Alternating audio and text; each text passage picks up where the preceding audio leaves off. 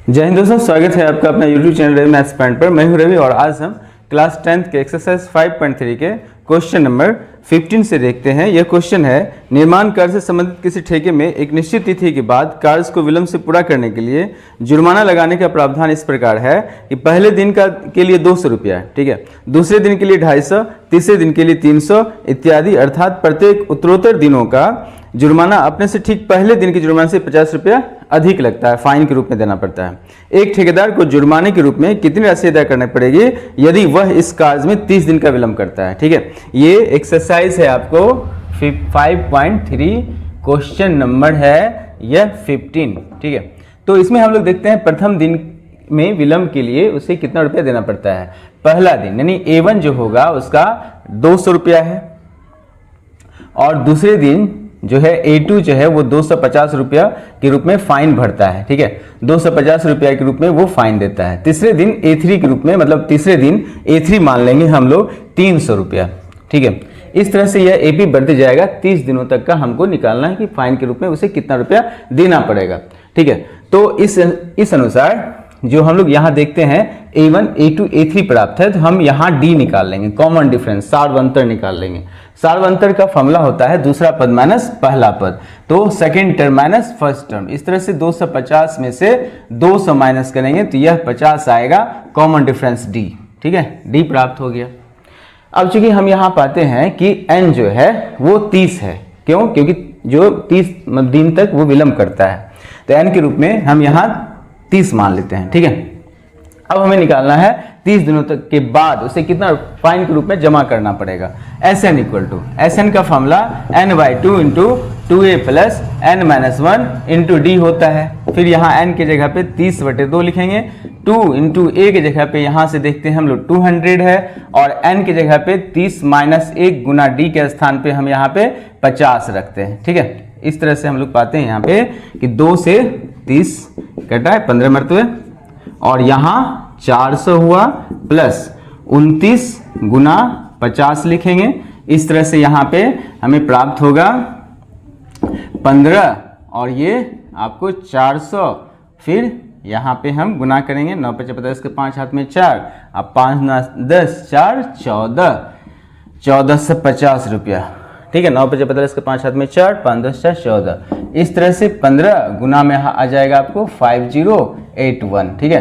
तो यह जो है 15 से गुना करना पड़ेगा, 0 15 5 75 के 5 हाथ में 7 हो गया और 120 7 127 का 7 हाथ में 12, 15 1 15 12 हो गया आपको 27। इस तरह से इसे 27,750 रुपया फाइन के रूप में भरना होगा। नेक्स्ट क्वेश्चन देखते हैं हम लोग। यह क्वेश्चन है, किसी स्कूल के विद्यार्थियों को उसके समग्र शैक्षिक प्रदर्शन के लिए 7 नगद पुरस्कार देने के लिए 700 रुपया की राशि रखी गई है, ठीक है। प्रत्येक पुरस्कार अपने से ठीक पहले पुरस्कार से 20 रुपया कम है, तो प्रत्येक पुरस्कार का मान ज्ञात करें। तो हमें यह ज्ञात करना है कि जैसे 700 रुपया की राशि है और 7 पुरस्कार देना है, शर्त यह है कि पहले से 20 रुपया कम की राशि का दूसरे को प्राइज दिया जाएगा, ठीक है। मान लेते हैं यहाँ पे ये 16 नंबर का क्वेश्चन है। माना कि प्रथम पुरस्कार की राशि X रुपया है, ठीक है। मान लिए प्रथम पुरस्कार की राशि X रुपया है। दूसरे पुरस्कार की राशि कितना होगा? दूसरे पुरस्कार की राशि पहले से 20 रुपया कम, तो यह हो जाएगा आपको X - 20 रुपया, ठीक है। इस तरह से हम लोग तीसरे पुरस्कार की राशि निकाल सकते हैं। तीसरे पुरस्कार की राशि यह हो जाएगा X - 20 अर्थात यहाँ पे ये प्राप्त होगा X - 40 रुपया। फिर इस तरह से हम लोग चौथे, पांचवें, छठे और सातवें हम निकाल सकते हैं। तो अभी तो मेरे पास ये पूर्ण राशि तो प्राप्त नहीं है, हमको वो निकालना है।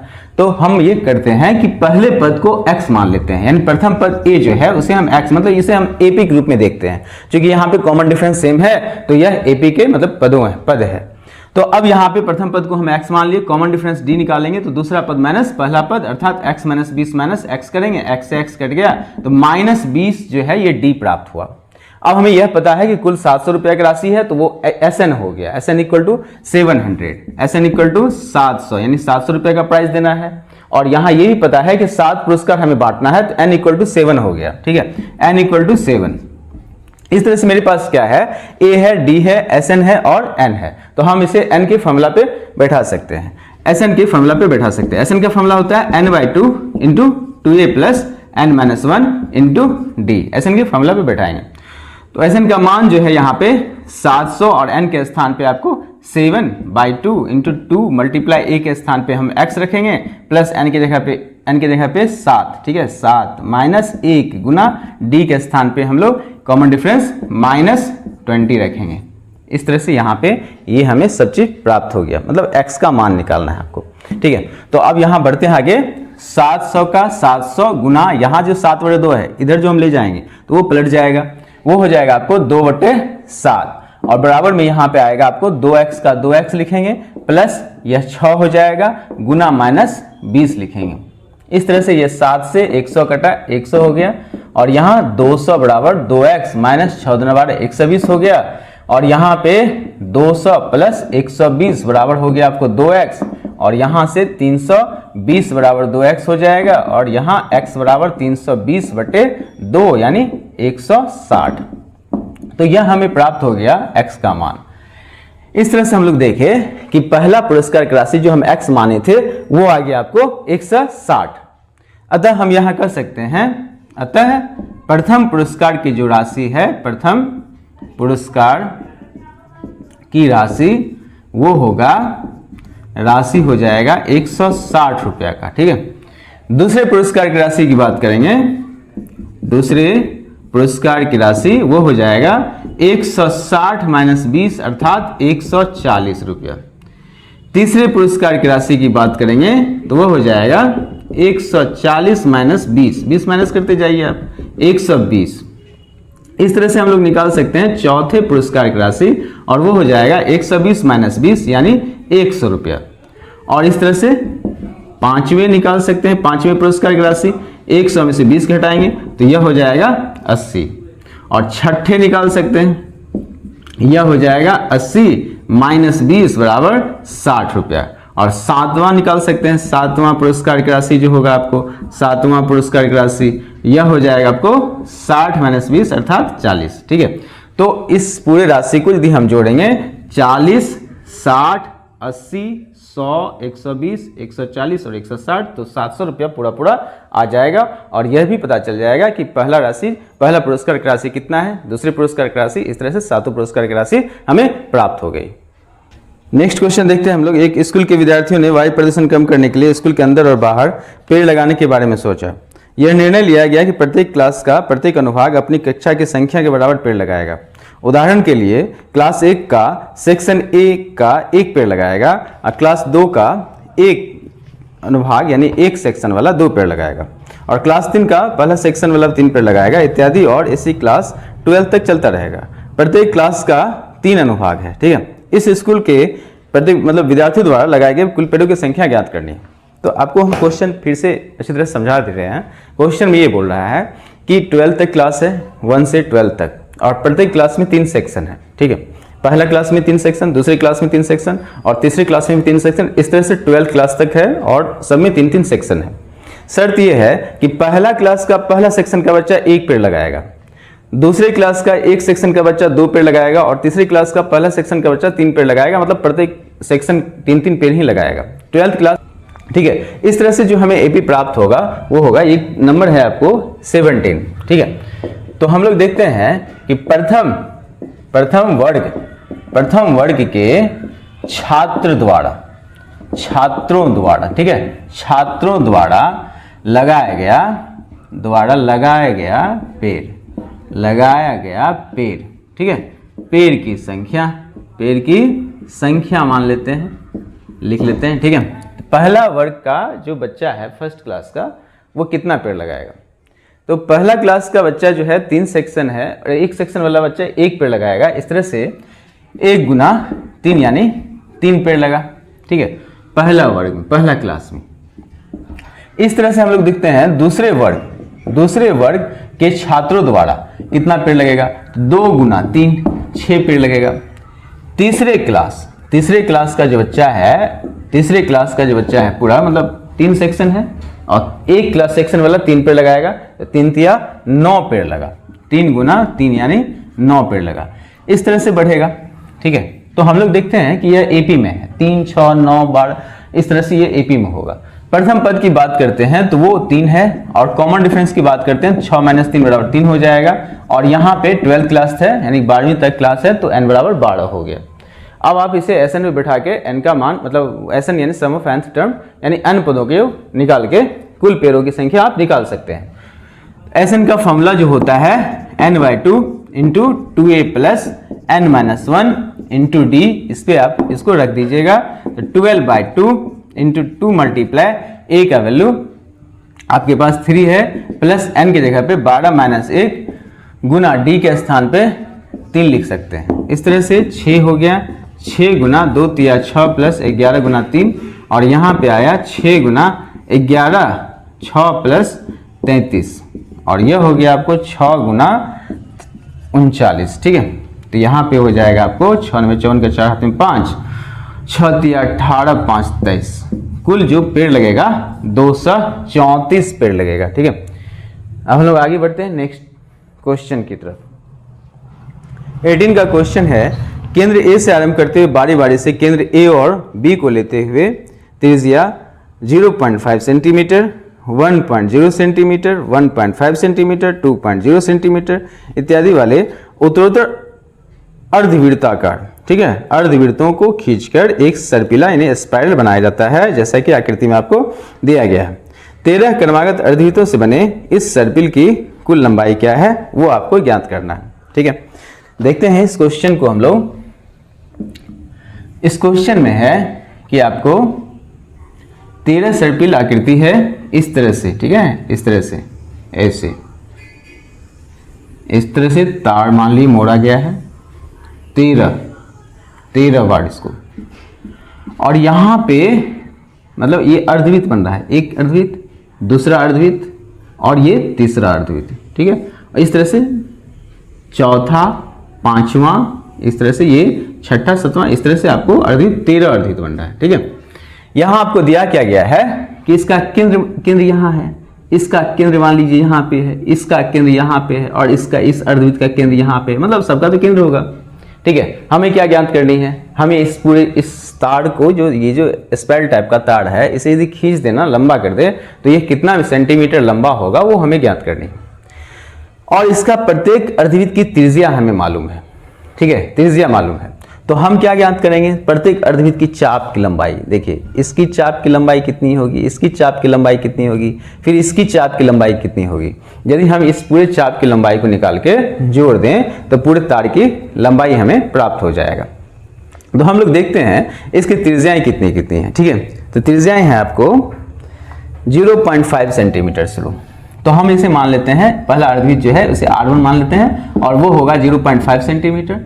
दूसरी त्रिज्या की बात करते हैं R2 की, तो वो है आपको 1.0 सेंटीमीटर, और तीसरी बात करते हैं 1.5 सेंटीमीटर। इस तरह से चौथी त्रिज्या जो है, चौथे अर्धवृत्त की त्रिज्या वो है आपको 2 सेंटीमीटर।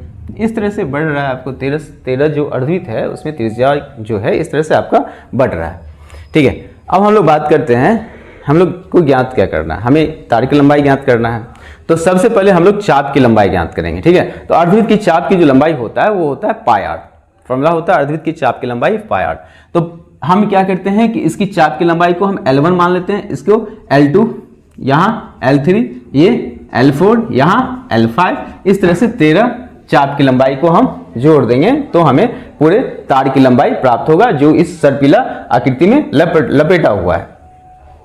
तो हम यहाँ पे पहले चाप की लंबाई यानी कि यहाँ पे L1 निकालते हैं। L1 जो होगा ये फॉर्मूला होता है पाई इंटू R।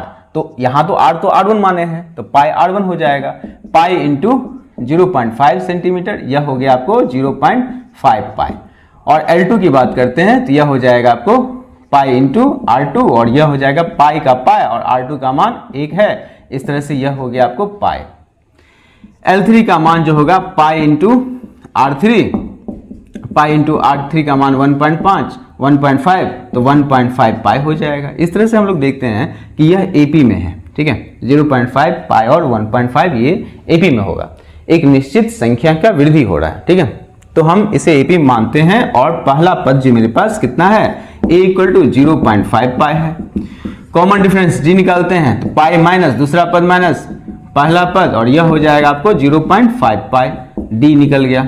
ठीक है, तो मेरे पास a है और d है और यह भी पता है कि यह 13 बार लपेटा गया है, n की संख्या जो है वो 13 है, n इक्वल टू हम यहाँ पे लिख लेंगे 13। इस तरह से हमें सारा चीज पता है, तो अब हम इसे Sn के फॉर्मूला पे बैठा सकते हैं। Sn का फॉर्मूला होता है आपको Sn equal to n/2 into 2a plus n-1 into D. Formula पर रखते हैं, n का मान आपको 13 है, 13 बार लपेटा गया है, 13/2 गुना 2 और a की बात करते हैं, a फर्स्ट टर्म 0.5 पाई है। ठीक है, 0.5 पाई, फिर यहाँ पे प्लस n की बात करेंगे तो n-1 यानी 13-1 गुना d की बात करेंगे, d आपका 0.5 पाई है। ठीक है, तो यह हो जाएगा आपको 13/2 और 5 दूना 10 यानी सीधा ये पाई हो गया और ये 12 गुना 0.5 पाई। इस तरह से हम लोग देखते हैं 13/2 और ये पाई का पाई और फिर यहाँ 12×5 = 60 यानी 6 पाई और अब यहाँ पे 13/2 गुना 7 पाई। 13/2 का 13/2 गुना 7 गुना पाई का मान 22/7, 7 से 7 कट जाएगा, इस तो 11 22, इस तरह से 13 का 13 1 14, 143 सेंटीमीटर लंबा होगा। वो सर्पिला तार जो है 143 सेंटीमीटर लंबा होगा। नेक्स्ट क्वेश्चन देखते हैं हम लोग। क्वेश्चन है 19 का, 2 लट्ठों को ढेरी के रूप में इस प्रकार रखा जाता है, सबसे नीचे वाले पंक्ति में 20 लट्ठे, उससे अगले वाली पंक्ति में 19 लट्ठे और उससे अगले वाली पंक्ति में 18 लट्ठे इत्यादि। देखिए आकृति में आपको दिया गया है, ये 200 लट्ठे कितने पंक्ति में रखे गए हैं तथा सबसे ऊपरी वाली पंक्ति में कितने लट्ठे हैं, ये आपको बताना है। ठीक है, तो ये आपको आकृति में दिख रहा होगा। देखते हैं हम लोग, 200 लट्ठे है। ठीक है, सबसे नीचे वाले पंक्ति में आपको कितना, तो 20 लट्ठे रखे गए हैं और उसके ऊपर वाले लट्ठे में 19, इस तरह से 18 और यह इस तरह से लट्ठे रखे गए हैं। कुल जो है लट्ठों की संख्या 200 है। तो यहाँ पे तो ये क्लियर है, 200 लट्ठे की संख्या है तो वो Sn है, सम ऑफ nth टर्म यानी कि टोटल संख्या दिया हुआ है, योग दिया हुआ है। तो हम सबसे पहले मान लेते हैं कि Sn इक्वल टू 200 है। ठीक है, और इस AP, ये AP के रूप में है, पहला पद की बात करते हैं तो वो 20 है। कॉमन डिफरेंस जो निकालेंगे तो 19 - 20 इक्वल टू -1 हो जाएगा। इस तरह से हमें Sn A और D पता है। ठीक है, ये तीन चीज तो हमें पता है, हम इसकी सहायता से n निकाल सकते हैं। हम यहाँ पे निकालेंगे कि कितनी पंक्तियां हैं और सबसे ऊपर वाले पंक्ति में कितने लट्ठे हैं वो हमें ज्ञात करनी है। तो इसके लिए हम लोग एक फॉर्मूला, Sn का फॉर्मूला जो होता है Sn equal to n/2 into 2a plus n-1 into d, इस फॉर्मूला का प्रयोग करेंगे। Sn इक्वल टू 200, n की जगह पे कुछ नहीं n/2 लिखेंगे, 2 मल्टीप्लाई a की जगह पे 20 प्लस n की जगह पे हम यहाँ पे n ही रखेंगे, गुना d की जगह पे -1 रखेंगे। ठीक है, इस तरह से यहाँ हम पाते हैं 200 बराबर n/2 और ये हो गया आपको 40 माइनस, इस माइनस से गुना होगा ना तो -n और -+1, इस तरह से यहाँ पे ये प्राप्त होगा। 200 बराबर n/2 और यहाँ पे 41 -n आएगा। ठीक है, यहाँ पे देखिए आप, अब यहाँ एक द्विघाती समीकरण प्राप्त होगा। कैसे, तो ये 200 का तो 200 लिखेंगे। ठीक है, और ये इसे हम इससे गुना करेंगे तो यहाँ आ जाएगा 41 n/2 और फिर इस n/2 को इस n से गुना करेंगे तो यहाँ आएगा n/-n²/2। ठीक है, अब हम इसका एलसीएम लेते हैं तो ये 200 का 200 लिखेंगे, 2 लघुत्तम 41n - n², क्रॉस मल्टीप्लिकेशन करेंगे, 41n - n² बराबर 400 और फिर यहाँ पे -n² प्लस 41n -400 बराबर 0 लिखेंगे। माइनस कॉमन आएगा, n² - 41n प्लस 400 बराबर 0। इस तरह से यहाँ पे प्राप्त होगा n² - 41n प्लस 400 बराबर 0। ठीक है, फर्स्ट एंड लास्ट मल्टीप्लाई करेंगे। अब यहाँ पे द्विघाती समीकरण प्राप्त हो गया। अब इसे हम लोग तोड़ेंगे, प्रथम पद अंतिम पद को गुना करने पर हमें 400 लाना है, जोड़ने पर 41 लाना है, इस तरह की संख्या प्राप्त करना है। तो यहाँ पे हम बड़ा संख्या से 400 का अभाज्य गुणनखंड निकाल लेंगे। यह 200, 2 से लगाएंगे 100, 2 से लगाएंगे 50 और फिर यहाँ 2 से 25 और 5 से 5 आ जाएगा। अब हमें पेड़ बनाना है इसका। 2 दूना 4 दूना 8, देखिए 2 दूना 4 दूना 8, 8 पंचे 40, ठीक है, 5 ना 10, तो नहीं हुआ। मतलब इस तरह से कोशिश करेंगे, ठीक है। 2 ना 4 ना 8 ना 16, चलिए एक 2 को अलग गुना करते हैं, और 5 25, 16 25 41 आ गया आपको। तो 16 और 25 ऐसा संख्या है जिसे हम लोग जोड़ेंगे तो 41 आ जाएगा, गुना करेंगे 400 हो जाएगा। इसे हम लोग लिखेंगे n² minus 16n minus 25n plus 400 बराबर 0, और यहाँ पे प्रथम दो पद और अंतिम दो पद का पेड़ में से हमें आ रहा है n। n into N minus 16 minus 25 गुना n माइनस 16 बराबर 0 हो जाएगा। यहाँ पे n माइनस 16 और n माइनस 25 बराबर 0, इस तरह से हम यहाँ पाते हैं n माइनस 16 बराबर 0, n का मान 16 और फिर n माइनस 25 बराबर 0, n का मान 25। तो n का 2 मान आया 16 और 25। अब ये कौन सा संभव होगा ये देखते हैं। मान लेते हैं कि n का मान 16 है, ठीक है। जब n बराबर 16 हो तो, ठीक है, यदि n बराबर 16 लेते हैं तो an के फॉर्मूला पे निकालते हैं कि अंतिम में कितने लेटे होंगे, ठीक है, an के फॉर्मूला। तो an बराबर क्या होता है, a plus n minus 1 into D, ठीक है। a का मान देखते हैं हमें कितना है 20, तो 20 प्लस 16 माइनस 1 गुना डी की बात करते हैं माइनस 1, यहाँ देखते हैं 20 प्लस 15 गुना माइनस 1, और यह हो जाएगा 20 माइनस 15 5।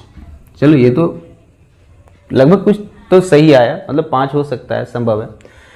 ये देखते हैं कि जब n बराबर 25 हो, यानी पंक्ति की संख्या यदि 25 हो तब क्या होगा। तो जब n बराबर 25 हो तो an का formula a plus n minus 1 into D, अंतिम में कितना होगा वो देखना चाहते हैं। तो a का मान तो 20 प्लस n की जगह पे 25 माइनस 1 गुना डी की जगह पे माइनस 1, तो 20 प्लस 24 गुना माइनस 1, तो यह हो जाएगा 20 माइनस 24 माइनस 4। देखिए माइनस आ गया, तो यह स्थिति संभव नहीं है, अर्थात यह असंभव है।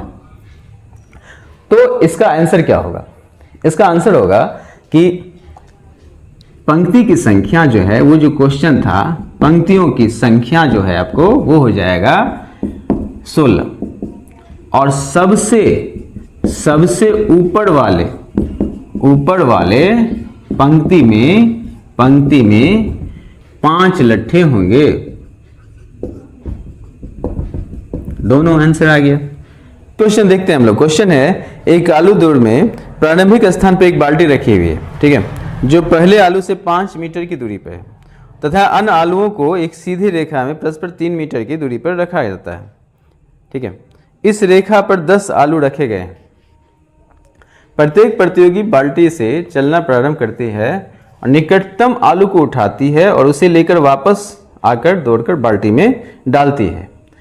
दूसरा आलू उठाने के लिए वापस दौड़ती है और उसे उठाकर वापस बाल्टी में डालती है, और वह ऐसा तब तक करती रहती है जब तक कि वह सभी आलूओं को बाल्टी में ना ला पाए, ठीक है। इसमें प्रतियोगी को कुल कितनी दूरी दौड़नी पड़ेगी वो आपको ज्ञात करनी है।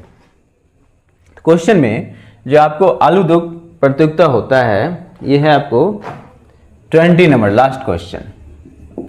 तो एक सीधी रेखा मान लेते हैं, ये एक जमीन है और यहाँ पे एक बाल्टी रखी हुई, ठीक है, यहाँ पे एक बाल्टी रखी हुई, और इस बाल्टी से के 5 मीटर की दूरी पर पहला आलू रखा हुआ है, और फिर इस पहला आलू के 3 मीटर के बाद दूसरा आलू, फिर इस तरह से 3 मीटर पे तीसरा आलू, इस तरह से 10 आलू यहाँ पे रखा गया है। शर्त है कि पहला, अब जो है यहाँ पे आपको खड़ा, आप यहाँ पे हैं, ठीक है, आपको क्या करना है, इस आलू को उठाकर यहाँ से दौड़ना है और इस आलू को उठा करके फिर इसमें डालना है, सबसे निकटतम आलू को उठाकर, फिर आप यहाँ से दौड़ लगाइएगा, फिर इस आलू को उठा करके फिर इस बाल्टी में डालना है, फिर आपको दौड़ के जाना है, फिर तीसरे आलू को उठाना है, फिर इसे वापस इस बाल्टी में डालना है। इस तरह से आप 10 बाल्टी मतलब 10 आलू को लाते लाते कितना मीटर की दूरी तय करेंगे वो आपको ज्ञात करनी है। प्रथम आलू को उठाने और बाल्टी में रखने तक या रखने पर कुल दूरी, कुल तय दूरी, ठीक है, कितना दूरी तय होगा। तो 5 मीटर गए, फिर 5 मीटर वापस आए, यानी 2 गुना 5, तो यह हो गया आपको 10 मीटर की दूरी। दूसरे आलू को उठाने में कुल कितना दूरी, 5 + 3 कितना हो जाएगा, 5 + 3 गुना 2, 5 × 3 = 8 गुना 2, तो यह हो गया आपको 16 मीटर की दूरी। तीसरे किलोमीटर के लिए तीसरे आलू जो है बाल्टी में रखेंगे तब कितना दूरी तय करना पड़ेगा वो देखते हैं। 5 + 3 + 3, ठीक है, 5 + 3 + 3 और यही दूरी फिर वापस आएंगे तो 2 से मल्टीप्लाई, 3 × 6 = 5 11 गुना 2 22 मीटर की दूरी तय होगा। अब यहाँ पे प्रथम जो है हम एपी में है, यह जो एपी में है 10, 16, 22 एपी में है। ए जो है वो 10 मीटर का है। डी की बात करेंगे, कॉमन डिफरेंस, दूसरा पद माइनस पहला पद, 16 - 10 यह 6 मीटर का होगा। और यहाँ 10 आलू रखा हुआ तो n = 10 हो जाएगा। बिल्कुल आप इसे SN के फॉर्मूला बैठा करके बना सकते हैं। SN का जो फॉर्मूला होता है वो है SN = n/2 2a + n - 1 × d। n की बात करेंगे 10/2 गुना 2 गुना a का वर्ग, 10 + n की जगह पे 10 - 1 गुना d के स्थान पे हम लोग 6 रखेंगे। इस तरह से 5 10 गुना 20 + 9 गुना 6, 5 20 + 6 = 54, 5 गुना 74, तो यह हो जाएगा 4 × 5 = 20, सॉरी मल्टीप्लाई करना गलत है, 4 × 5 = 20, 7 × 5 = 35 तो 37। ये 370 मीटर की दूरी तय करना होगा 10 आलू उठाते तक, ठीक है।